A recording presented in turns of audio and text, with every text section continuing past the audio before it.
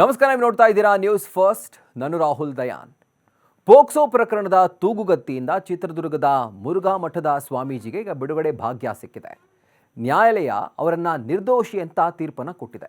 ಈ ಮೂಲಕ Murugha ಸ್ವಾಮೀಜಿಗೆ big relief ಸಿಕ್ಕಂತಾಗಿದ್ದು ಆತಂಕ ಕೂಡ ಈಗ ದೂರ ಆಗಿದೆ. ಪೋಕ್ಸೋ ಪ್ರಕರಣದ ಆರಂಭದಿಂದ ನಿರ್ದೋಷಿಯಾಗೋವರೆಗೆ ಸ್ವಾಮೀಜಿ ಅನುಭವಿಸಿದ್ದ ಮುಜುಗರ ಕೊನೆಯಾಗಿದೆ. ಇನ್ನು ಮಠದ ಭಕ್ತರನ್ನು ಕೂಡ ಈ ತೀರ್ಪು ನಿರಾಳರನ್ನಾಗಿಸಿದೆ.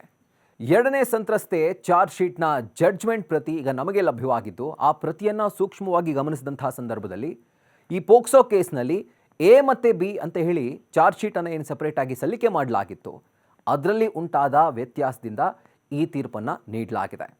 ಇನ್ನು ಪೋಕ್ಸೋ ಕೇಸ್ನಲ್ಲಿ ಮುರುಘಾ ಸ್ವಾಮೀಜಿ ಖುಲಾಸೆ ಆಗಿದ್ದು ಹೇಗೆ, ಇದನ್ನು ನಾವು ನೋಡ್ತಾ ಹೋದರೆ ಅನೇಕ ವಿಚಾರಗಳು ಬೆಳಕಿಗೆ ಬರ್ತವೆ. ಮೊದಲನೇದು, ಅತ್ಯಾಚಾರ ನಡೆದಂಥ ದಿನ ಮುರುಘಾ ಶ್ರೀ ದೇಶದಲ್ಲಿ ಇರಲಿಲ್ಲ ಅಂತ ಸಾಬೀತಾದ ಹಿನ್ನೆಲೆಯಲ್ಲಿ ದೋಷಾರೋಪದಿಂದ ನ್ಯಾಯಾಲಯ ಅವರನ್ನು ಖುಲಾಸೆ ಮಾಡಿದೆ. ಎರಡನೇ ಅಪರ ಜಿಲ್ಲಾ ಮತ್ತು ಸತ್ರ ನ್ಯಾಯಾಲಯದ ನ್ಯಾಯಾಧೀಶರಾದ GC ಹಡಪದ್ ಅವರು ಈ ಒಂದು ಆದೇಶವನ್ನು ಕೊಟ್ಟಿದ್ದಾರೆ. ಅಂದರೆ ಶ್ರೀಗಳು 24 ಜುಲೈ 2022ರಂದು ಸಂತ್ರಸ್ತೆ ಆರೋಪಿಯ ಕೋಣೆಗೆ ಹೋಗಿದ್ದು ಅತ್ಯಾಚಾರ ನಡೆದಿದೆ ಅಂತ ಹೇಳಿದರು.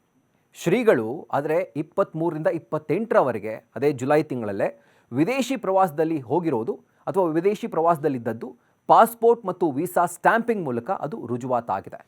ಇನ್ನು ವಾರ್ಡನ್ ರಶ್ಮಿ ಶರಣರ ಖಾಸಗಿ ಕೋಣೆಗೆ ಹೋಗು ಅಂತ ಹೇಳಿ ಒತ್ತಾಯಿಸಿದಾಗ ನಾನು ನಿರಾಕರಣೆ ಮಾಡಿದೆ ಅಂತ ಹೇಳಿ ಸಂತ್ರಸ್ತೆ ಹೇಳಿಕೆಯನ್ನು ನೀಡಿದರು. ವಾರ್ಡನ್ ರಶ್ಮಿ ಹಲ್ಲೆ ಮಾಡಿ ಹಾಸ್ಟೆಲ್ನಿಂದ ಹೊರಹಾಕಿದ್ರಿಂದ ಬೆಂಗಳೂರಿಗೆ ತೆರಳಿರೋದಾಗಿ ಸಂತ್ರಸ್ತೆ ತಿಳಿಸಿದರು.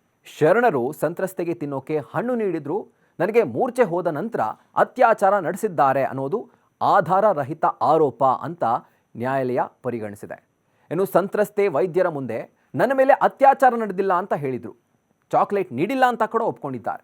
ಸಂತ್ರಸ್ತೆ ಪ್ರಕರಣದ ಬೇರೆ ಬೇರೆ ಹಂತಗಳಲ್ಲಿ ವೈದ್ಯರು ಮತ್ತು ನ್ಯಾಯಾಲಯದಲ್ಲಿ ನಡೆದಿರುವಂಥ ಅಥವಾ ನೀಡಿರುವಂಥ ಹೇಳಿಕೆಗಳು ಪರಸ್ಪರ ವ್ಯತಿರಿಕ್ತವಾಗಿವೆ. ಸಂತ್ರಸ್ತೆ ಸುಳ್ಳು ಹೇಳೋ ಅಥವಾ ಪದೇ ಪದೇ ತನ್ನ ಹೇಳಿಕೆಯನ್ನು ಬದಲಾಯಿಸುವ ಸ್ವಭಾವವನ್ನು ಪಾಟಿ ಸವಾಲ್ನಲ್ಲಿ ಬಯಲು ಮಾಡಲಾಗಿದೆ.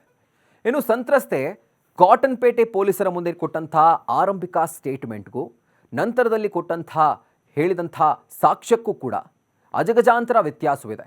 ಸಂತ್ರಸ್ತೆ ಕೊಟ್ಟಿರುವಂಥ ಸಾಕ್ಷ್ಯಗಳು ಆರಂಭದಿಂದ ಕಡೆಯವರೆಗೂ ನಂಬಲು ಅರ್ಹವಾಗಿಲ್ಲ ಅಂತ ಹೇಳಿ ತೀರ್ಪಿನಲ್ಲಿ ಉಲ್ಲೇಖ ಮಾಡಲಾಗಿದೆ. ಏನು ಸಂತ್ರಸ್ತೆ ಸೌಭಾಗ್ಯ ಬಸವರಾಜನ್ ಮನೆಯಲ್ಲಿರುವಾಗಲೇ ಸಂತ್ರಸ್ತೆಯ ತಂದೆ, ಚಿಕ್ಕಪ್ಪ, ಅಜ್ಜಿ ಬಂದು ಭೇಟಿ ಮಾಡಿದಾಗಲೂ ತನ್ನ ಮೇಲೆ ಲೈಂಗಿಕ ದೌರ್ಜನ್ಯ ಆದಂಥ ಬಗ್ಗೆ ಅಥವಾ ಆ ಸಂಗತಿ ಬಗ್ಗೆ ಎಲ್ಲೂ ಕೂಡ ಹೇಳಿಲ್ಲ. ಅಂದರೆ ಸಾಮಾನ್ಯವಾಗಿ ಹೆಣ್ಣು ಮಕ್ಕಳು ತಮಗಾಗಿರುವಂಥ ಕಹಿ ಅನುಭವಗಳನ್ನು ತಮ್ಮ ಪೋಷಕರ ಜೊತೆ ಹಂಚಿಕೊಳ್ತಾರೆ. ಆದರೆ ಇಲ್ಲಿ ಪೋಷಕರಿಗೆ ಮಾಹಿತಿನೇ ಕೊಟ್ಟಿರಲಿಲ್ಲ. ಇನ್ನು ಸಂತ್ರಸ್ತೆ ಪೋಷಕರ ಜೊತೆ ಏನನ್ನು ಹೇಳದೇ ಇರೋದು ತೀರಾ ಸೋಜಿಗದ ಸಂಗತಿಯಾಗಿದೆ.